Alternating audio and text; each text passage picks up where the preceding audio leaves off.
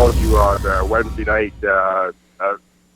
furiously losing my mind because I had just finished listening to Bill O'Reilly talking with a guest about his new book, Killing Jesus, and the movie which is coming out based on the book, which, by the way, Bill O'Reilly is financing and producing the movie, by the way. This is all his baby, by the way. Yeah.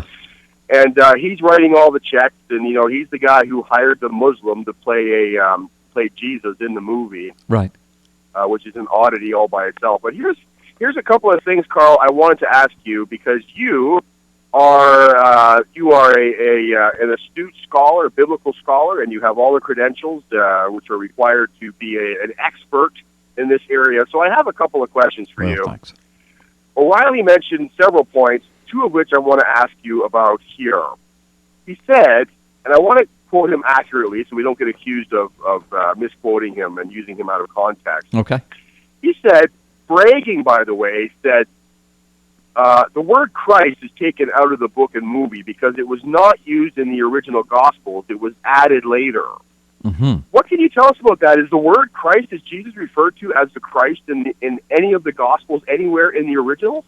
Well, yes, as a matter of fact, but listen, Bill O'Reilly is biblically illiterate. And when I use the word illiterate, I know that's pejorative, and I know it carries pretty strong connotations. And, the English language changes a lot. Words have meaning. The word gay used to mean happy, but if you say gay now, it means something else.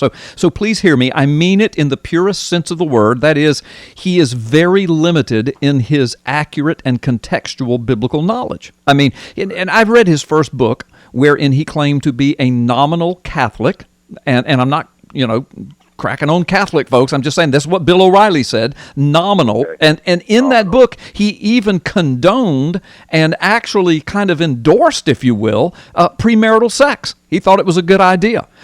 So I knew then that the guy was just really, he'll claim to be a Christian, and I'm not his judge, God is, but just based upon things that he says, what he wrote in his book, and condoning things that the Bible condemns, and now coming out and saying that the Bible doesn't claim that Jesus was Christ. So, Mike, that's interesting to me. When I hear that statement, immediately I think of Muslims and Jehovah's Witnesses. Now, let me explain.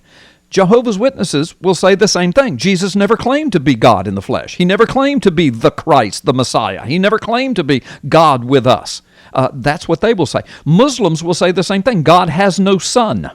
That Jesus was just a prophet, a minor prophet at that. He was a prophet to the Jews to try to convince the Jews that they all needed to become Muslims. That's the teaching. They claim that Jesus never went to a cross. He never resurrected from the grave. He never worked any major miracles. So when O'Reilly says this, and I understand in the movie he also doesn't have Jesus working any miracles. So it sounds very Muslim, if you will.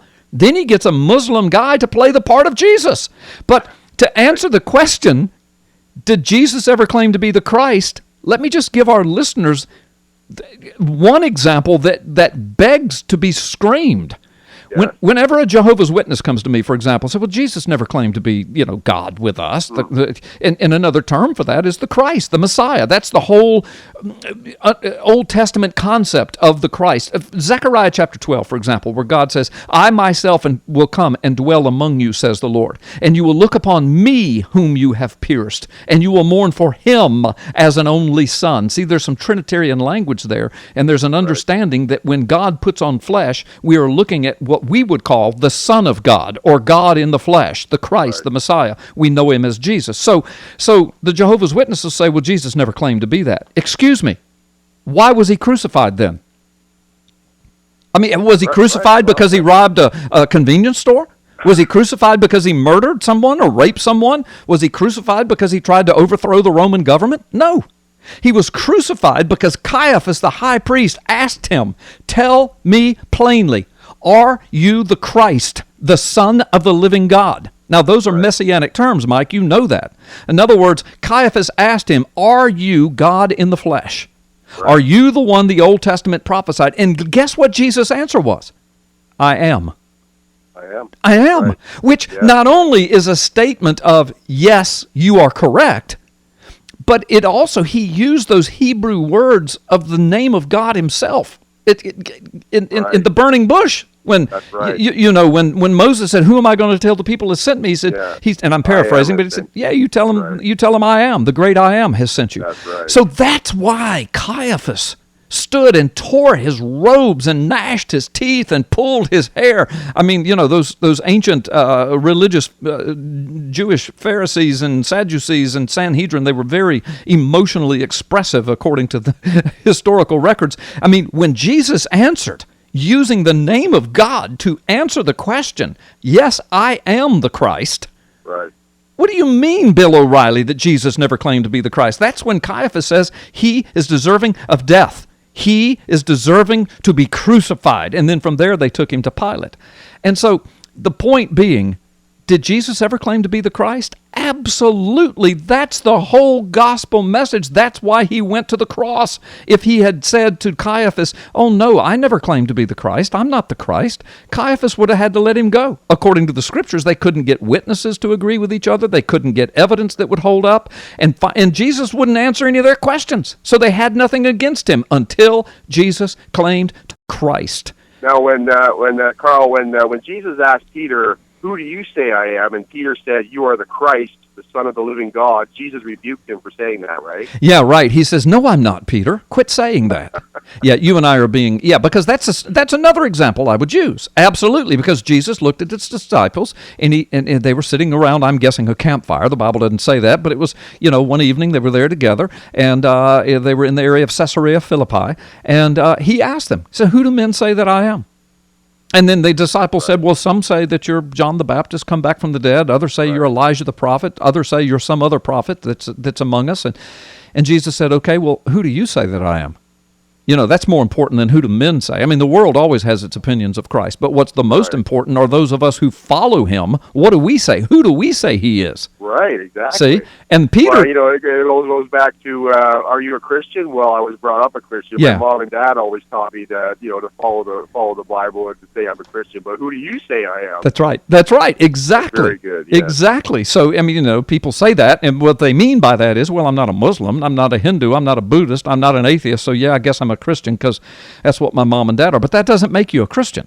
Right. What makes one a Christian is, well, one example is Romans 10:9. If you will confess with your mouth that Jesus Christ is Lord, right, and believe in your heart that God raised him from the dead, not Muhammad, not Buddha, not Confucius, then you shall be saved. Okay, so that's what makes one saved, if you will. That's just a brief biblical explanation of a declaring with your mouth, Jesus is Lord. He is the Christ. So I guess Bill O'Reilly's not saved, according to that passage of Scripture. Well, in his first book, you mentioned that he used the word nominal. Was that the word he used, nominal? Nominal Christian? Listen, it's been many years ago when he wrote that book, and when I read it after it first came out, so I'm not willing to say that's the word he used, but that is the description he left us with in reading the book. Okay. Yeah. Okay. In other words, he'd been raised in the Catholic faith, but was not an attender, a regular attender, and I don't know the word that he used. But before we go to the break, Carl, I want to touch briefly on the next point that he used that also drove me insane. Was he said this braggadociously, very proud of this, Carl, that he had taken all of the miracles out of the book and out of the movie. Yeah. And the person he was talking with said, Bill, you did leave the multiplication of the fish and the loaves in your book and movie. And O'Reilly interrupts her and says, wait a minute, the multiplication of the fish and loaves was not a miracle. It was, quote, an occurrence. So feeding thousands of people from just a few loaves and fish, Carl, is not a miracle. That is just an occurrence, according to Mr. Riley. Now, was that a miracle, and how important are the miracles? Yeah. Well, see, Muslims claim that Jesus only did medical miracles. In other words, he only, healed a few people. Okay, right. That's what Muslims claim. Now, Bill O'Reilly is saying, well, we just downplayed the miracles because, he never really claimed to be the Christ. And, I don't know what's wrong with Bill O'Reilly. He seems to be catering to the Muslims. I mean, he gets a Muslim to play Jesus. He says the same things Muslims do. Well, Jesus never claimed to be Christ.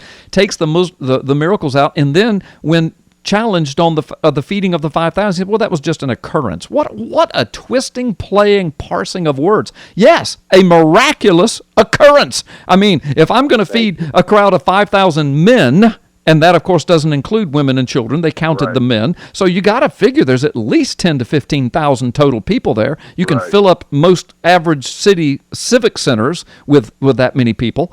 And he takes a few loaves of bread and a few fish and feeds them all with 12 baskets left over, and that's just an occurrence, not a miracle? What biblical illiteracy? I mean, Bill O'Reilly plays the part of a biblical buffoon every time he opens his mouth, in my humble opinion.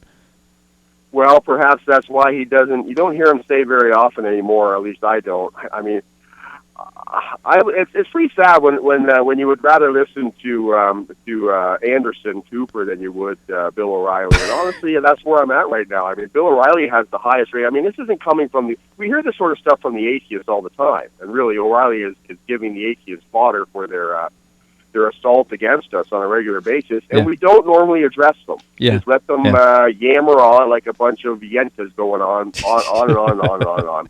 They need to start a group called, they have Al-Anon and Narcanon. They need to start a group for atheists called On and On. Yeah, that's good. But, it's coming from Bill O'Reilly. Bill O'Reilly has the #1 rated topical show on the news broadcast channels. Right. And I just felt like it was worthy of our time to really shut this all down and say, this is not worthy of your time. Do not waste your money on the book or the movie